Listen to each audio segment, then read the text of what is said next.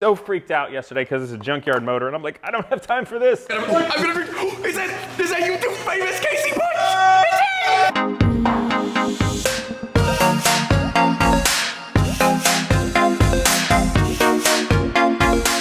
What's up, people? I'm back with the Top Gun Maverick motorcycle build. This is the 1986 Kawasaki GPZ900, which is in the same model range as the original one used in the Top Gun movie all those years ago. The other one was a 1984 GPZ, which is exactly what I did on the last bike, but that bike went to Folds of Honor charity, and this is mine for the personal usage. Now, two things that are going on big. One, and this is a big drag, the Top Gun 2 movie, Maverick, has been pushed back till December because of the nature of the pandemic, which means it's going to come out in the winter and not the summer, which is really depressing because that's a summer blockbuster, don't you think? And how am I supposed to ride a motorcycle in Ohio in the winter to see a movie? Lame! But we're going to find something cool to do with it. But this is going to be the last video on this for a while because I'm actually getting a few projects out of the way because I have something so insanely epic coming up in a month. It's going to blow away everything I've ever done. And that's saying a lot. But I just wanted to show you guys what I've got going on here right now. In the last one you saw, Dan and I put the motor in place, and I was really worried because it came from a junkyard. And frankly, I know you guys are going to say, why aren't you showing the work? You were doing it. I wanted to get it together quick, so I was working on it the last few days when I could and sort of doing it really quick. But I stayed out late last night. Yeah, my wife actually let me. And some of the guys were nice enough to help me. In fact, it was kind of a hilarious night because so Genius Garage, during the normal parts of the day, we have a good time, but everybody's working hard and getting stressed out and bumping into each other half the time because we're all working on different stuff. So stayed late to get the bike going, and the guys got really funny with the camera. Supposed to rain tonight, just didn't. What are you doing? Whoa, wait, stupid. Whoa, what is this? Is this the Red 94 from YouTube's famous Casey Putsch? Whoa! Oh my god, YouTube famous Casey Putsch. Wow. YouTube famous Casey Putsch. Where is... This looks like his place. Well, that's pretty cool. You know what? This looks like something that's being built very intelligently and with lots of care and skill. That's where YouTube's Casey Putsch drinks Pepsi. Oh, he drinks Pepsi. He drinks Pepsi. I'm gonna drink. Is that YouTube famous Casey Putsch?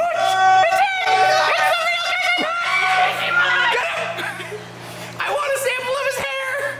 Anyway, so we screw around it, and it's a lot of fun. And now, in fact, one hand cam's walking behind the camera guy like a mouse. Show him.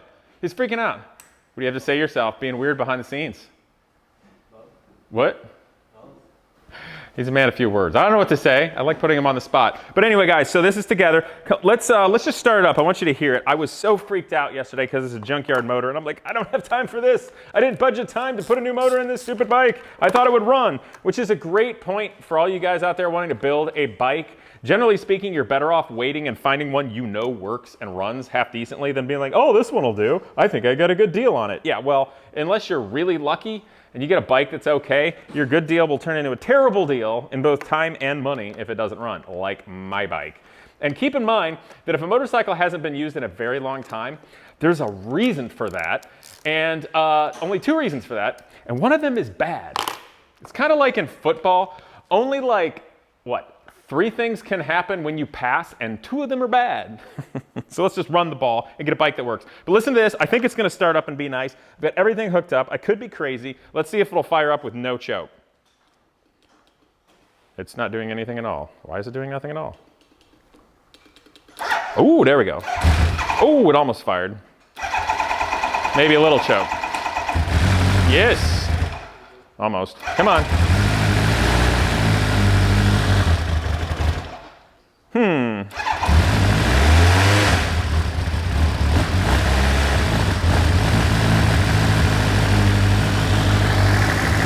All right, well, there we go.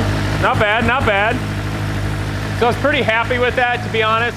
When I fired this up yesterday, it had the, it's got a pump. You got to have the vacuum pressure go into the little pump on the petcock to get fuel in it. So you're cranking it for a long time, and you're hoping it fires. And I was so happy when it finally fired and the engine didn't make horrible noises. If you want to come over here and look, one thing I do have, which I did something stupid on last night, you'll see, but this is a manual timing chain tensioner. This is a typical aftermarket fix for these Kawasaki motors because the old ones kind of come out of limit and you can adjust it real quick. But what you can't do is have the jam nut loose and start it up and think, I'm just going to adjust it like this because it'll work itself loose and start making horrible noises, and something terrible will probably happen if you let it do too long. I did that, but solved it really quickly. I also realized that I didn't tighten down all the bolts on the water pump, so I fixed that after seeing water. And in general, it was pretty good, and I was really happy. Some of the things I want to show you on this bike, this tank was totally nasty on the inside. So it had to be soaked in vinegar to get rid of the rust. And then after that, it had WD-40 in it. So did the best job I could last night of dumping the WD-40 out. And so it's kind of a mixture of like WD-40 crap and cheap gas we had on hand. I had to get a new gas cap for this because, if you believe this, when it was soaked in vinegar, let's see if I have it. I think I threw it away. Darn it, I threw it away. But the original one on this, the pop metal here, the vinegar just demolished the metal. Like, it just ate it alive. It was gone. So, word of the wise, this is an aftermarket one, probably from somewhere in China. It looks pretty good, and I think it seals, so what the heck, it wasn't too much money. But I'm sorry, I'm not going to finish this right away. I'm going to put the bodywork on the original. It looks kind of good in red, white, and blue. But I'm going to finish this up later in the year. Like I said, I got that big build coming up. Do want to show you this fairing. I got this from a place called AirTech out in California, and they make all kinds of cool fiberglass fairings for race bikes, vintage race bikes and stuff. And I could not find an original lower part on eBay, so I bought this. It's perfectly nice. I just have to drill it and put the hardware in. It fits really well. And then this way, you can see the two cutouts there, the long ovals, are for the stock exhaust, which this bike actually still has. I found one of these, but it had a big cutout on the side for like a 4-in-1 headers and like a Vance and Hines pipe, and this bike doesn't have that. The stock mufflers are pretty lame, doesn't make a lot of sounds. However, the bike in the movie, Top Gun back when, was stock, except for being repainted, because Kawasaki didn't give the movie people a free bike, so naturally they don't want it to say Kawasaki on it. So they painted it black and red and had all the military stickers on it, which we've got and we're gonna do. But since it was a stock bike, it still had the stock black twin exhaust. It had the stock clear windscreen, which this still has. And of course, it had the big amber turn signals. My last one had the Vance and Hines exhaust on the side, had clear turn signals, and a black fairing, which actually made it look really cool. I think the two exhausts looks a little cooler, but doesn't sound as cool. So it's gonna be dead authentic to the movie, exactly the same. And the one thing I'm kind of looking forward for is, if you guys know from music or movies or sound, or even the sound of a bird, the sound in general is something that can very quickly bring you back to memories. Also smell. It's kind of weird how both sounds and smell are so directly connected to memory, it can just take you back real quick. So I'm kind of hoping, and maybe this is like an old man dad thing to say, and somebody's gonna make fun of me back there right now for being the dad again. But that sound in the movie to like all the soundtracks, but the sound of the motorcycle just taking off, and then the music and everything like that was so iconic for everybody that had an impression on, that I'm sort of hoping riding the bike sounds like that and might just give me a cool nostalgic feeling as well. So that'll be really cool. Some other things I learned while doing this, of course, putting the new motor in, that was kind of nerving because I really didn't want to have to go through the trouble, because the place I got the junkyard motor from, I think Bohr Cycles up around Sandusky, it's this giant warehouse, looks like Indiana Jones, you know, where they put the, what was it, the Ark of the Covenant, and the bureaucrats filed it away. It was sort of like that. So they had two motors, and I picked out the one I thought looked the best, and they gave me like a 60-day or 90-day return policy, so if it was junk, I could swap it out. But the thing I quickly realized is I got to do a crap load of work and spend money on the engine just to find out if it runs. Like, I had to put new gaskets on it, so you got to buy those, and you got to get all the oil, and you got to put all the coolant in, and you got to hook everything up. So I was really hoping it works, and it did, so that's good. I'm going to have to sort it out maybe a little bit more. But obviously synthetic oil's in here. I made all new heater hoses out of, coolant hoses out of heater line that I was able to just get at a local auto parts store. Check the thermostat, everything I could take apart that was gonna have coolant in it or was gonna have oil, I just nicely resealed. I bought a gasket kit off of eBay, and it had virtually every gasket in it, although I was a little depressed because it didn't come with the O-rings for some of the coolant. So I've got things relating to, of course, head gasket and the cylinder gaskets. And then everything, here's an extra valve cover gasket I actually didn't need to use. But it's nice to have these on hand. There's even valve seals. I'm not going to do that big of a rebuild, but it was cheaper to buy the whole gasket kit than just buy the few I needed. So I got the whole gasket kit. It makes sense to have it on hand. So the front brakes are good, and I've got the braided stainless steel brake lines on it. So that's going to be really nice for riding it. The clutch is now bled and working, although it's a little wet up here, so I hope it's not leaking. I guess we'll find out. These are done in high temp paint. I didn't powder coat them because I'm going to be nice to my own bike, and this way I can touch it up relatively easy. New chain. Do want to get a new chain guard. I don't have that. Don't want to get it all messy since it's mostly a stock bike. You bike guys will know the 4 carburetors are a pain in the butt taking out, especially if you got the old boots. Ooh, this one's loose. I still got to tighten that up. We thought we were going to have to take these off because we accidentally put the throttle cables on backwards last night.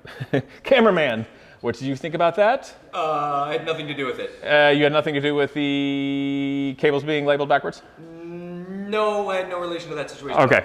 Anyway, we got to tighten that back up. Maybe I'll just do that right now. So you guys aren't like, Casey never does any work on his channel. He just talks. Blah, blah, blah. So, relax my screwdriver. Okay, so maybe I did label them backwards. Yeah, what of it? You want some of that action? But it was fun starting it up right last night. In fact, you guys should see the video now. Top Gun bike, getting it back together. We just popped fuel in it. Everything's back together. There's the man himself, Casey Putsch. Where's the Throwing things at me. YouTube famous Casey Putsch. You got fuel in it? There's fuel in there now? We took a worker from AutoZone hostage. Exactly. We're holding him against his will. Exactly. Yep. Just for the discount. Yeah. It's been a fun time. Apparently I labeled the throttle cables backwards, so we put those in and then we had to take those back apart. Vroom vroom instead of vroom vroom. So allegedly this might work. Hey man, that's safe. Means you can't whiskey throttle. Yeah. Yeah, you can't whiskey throttle. Wait, something happened. Is that good? No, what's your Blinkers. Hold on. Hazards are on. Idiot. Oh, the battery's hooked up. Why is it doing that? Hazard buttons. Horn doesn't work. Horn hazard button's stuck in? Yeah, I don't know where that is though. You wouldn't know anything about that, would you? You want to There's measure? mic Found on. it. Cranks. Look at that. Okay. Okay. On the Do I headlights. have the fuel on? Oh, on's over here. Match do that. Put it into reserve since there's not much gas in there. That's probably a better idea. Yeah. Okay. Well, yeah, be smart and shit.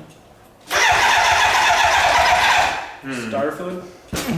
No. Spray some starter fluid in there. He's not a starter fluid kind of guy. Hey!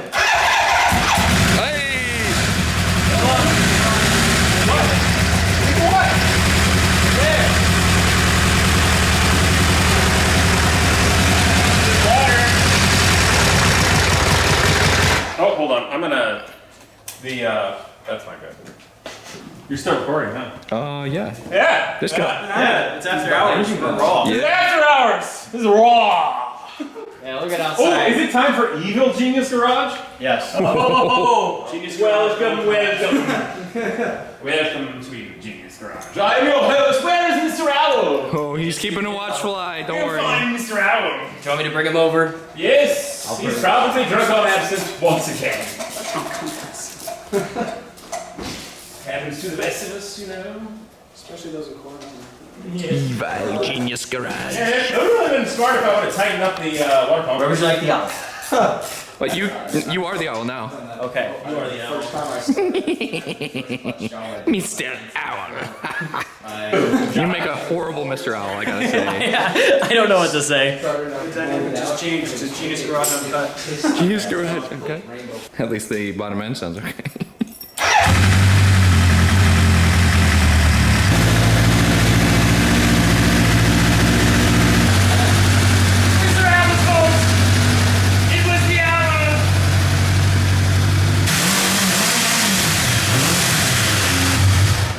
What a machine. What the machine? Anyway, so it's fun getting it going like that. It's fun messing around at night. And just kind of having fun for the sake of it. And I know some of you guys are like, why aren't you recording that? You should have that. You know, I still enjoy working on things like this. And frankly, I really enjoy making YouTubes and sharing it with you guys. But it's a job. It is a full-time job to make these videos and put out some sort of reasonable quality content and interact with people. And sometimes I kind of just want to work on it for myself to have fun, like the old days, you know? So I hope you guys will forgive me getting this going without you that one time, but just wanted to get to that point. I'll finish tightening those up the rest of the way here in a minute. I don't want to bore you to tears. But some of the things I'm going to have to worry about when I paint this are, one, the front fender, it had a leaking brake fluid on it. So this is kind of grody. It's attacked the aluminum here. It was clear coated. I don't think this will be too bad to fix, but it does have some cracks. It's gonna have to use some panel bonding adhesive and probably a backing plate to fix that. Same thing goes for this. It's got a crack here, so some panel bonding adhesive, some backing panel sort of thing there, and that should be okay. And of course, I'm gonna have to nicely finish this and drill this for the hardware places. But I'll wait to finish this gel coat off everything until it's time to paint it. No sense in doing that yet. Beyond that though, the rear panels on the side here, it's gonna require a little bit of extra preparation because they're busted. So this is the post, a lot of you guys may know, plastic here. And how it works is, you've got a piece of hardware that bolts that down right there, okay? And then this slides up underneath the tank, okay? You have your one bolt there, and this back part literally just pops right into there to that grommet, and they bust. So I'm gonna have to use some really good, flexible, but super tenacious, like panel bonding adhesive. And what I'm gonna do here is I gotta really prepare this really well so it sticks, and I'm gonna kind of make it, it's gonna look like a big glob of bubble gum, but it'll work.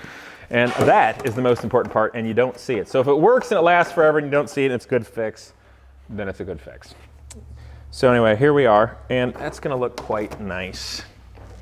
But I just wanted to show you this, guys, since I'm probably not gonna do a video on this again for a number of months. It'll be totally worth it because the stuff I got coming up is insane. It's gonna blow this out of the way, and we're definitely gonna have more fun. If you guys are super into the Top Gun build right now and you wanna see more of this and you just can't wait, then that's cool. I got my previous build from last year, so check that one out in the meantime before we finish this. Also, I had to get the new inner plastics that go in front of the dash. And a lot of people have given me good advice on what to do with old plastic when it turns gray. Some people even use like a heat gun or a blowtorch to heat up the plastic and make it black again. That might be a good idea, but also you can destroy your plastic really quick if you do it too much. So what I chose to do is simply prepare the surface of both this plastic here, the surround of the keys, and there, and shoot it with trim and bumper paint, which goes on kind of globby with a lot of orange peel, but then it comes out nicely. I'm gonna cover the make. But you guys can find this at a local auto parts store. And it worked really well. Honestly, I did a really quickie job. I just sprayed a bunch of carbon choke cleaner on a rag, wiped it off quick, and shot it. Because for this purpose, it was good enough and adhered just fine. So pretty happy with it. Also happy it's got like stock grips and everything on it. So I got to do the detail work, but gonna get it together with the stock body work and ride it a little this summer. Just have fun of it for the sake of me. Sort it out, make sure it's a good bike. And then we get a little bit closer to the movie and everybody's sort of back into the spirit. I will, of course, finish it up in all the colors, and I think this is gonna be great. But the big kicker is, my wife and I are trying to get a house right now and move out of our condo. But the big question is, when I finish this, will my wife let me park it in the foyer during winter? I think she might. Hopefully she doesn't see this. Anyway, I hope you guys enjoy this, and I'll see you next time. I hope you enjoyed today's video, and naturally that you will subscribe, but please click that bell so I can continue to bring you wholesome and entertaining automotive content. Also, a huge thanks to Avalon King ceramic coating. They're supporting this channel and making this all possible. But more importantly, I'm looking forward to use it on all of my vehicles, including my old dirt bike. Ceramic coating bonds directly to the surface of your paint, trim, and plastics to give a long-lasting shine that beats all waxes. It lasts for years and it's easy to maintain. I've got it on my Viper right now, and my car has never looked this good. So give them a try. Again, thanks for watching, and I look forward to see you next time.